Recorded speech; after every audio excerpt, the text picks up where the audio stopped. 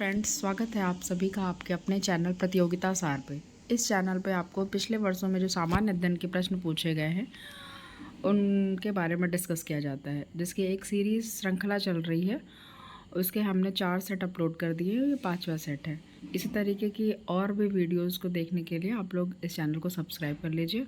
आज के इस सीरीज़ का पहला क्वेश्चन है, बाबर की भाषा तुझके बाबरी किस भाषा में लिखी गई थी? तुर्की भाषा में। विक्रमशिला विश्वविद्यालय का संस्थापक कौन था? विक्रमशिला विश्वविद्यालय का संस्थापक धर्मपाल था।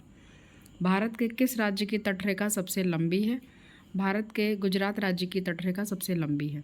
भारत में वायुसेना दिवस कब मनाया जाता है? भारत में वायुसेना दिवस 8 अक्टूबर को मनाया जाता है।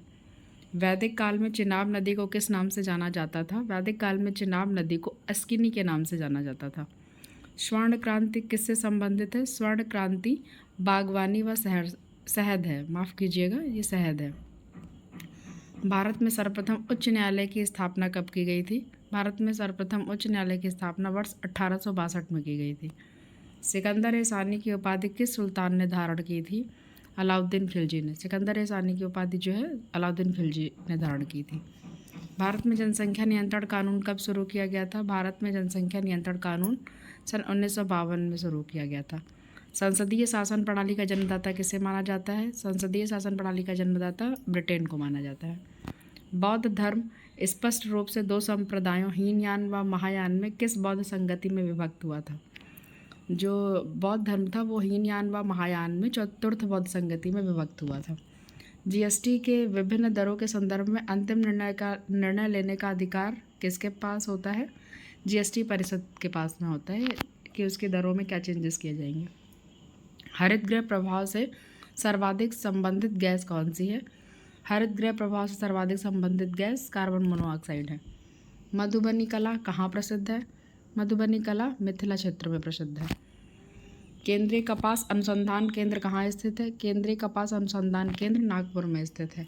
सब्जियों का उत्पादन किस खेती के अंतर्गत किया जाता है? सब्जियों का उत्पादन जो क्या आता है वो ओलेरी कल्चर के अंतर्गत आता है। अनुसूचित जाति तथा जनजाति को किस अनुच्छेद के अंतर्गत मौलिक सामाजिक आर्थिक राजनीतिक तथा सांस्कृतिक अधिकार दिया गया है?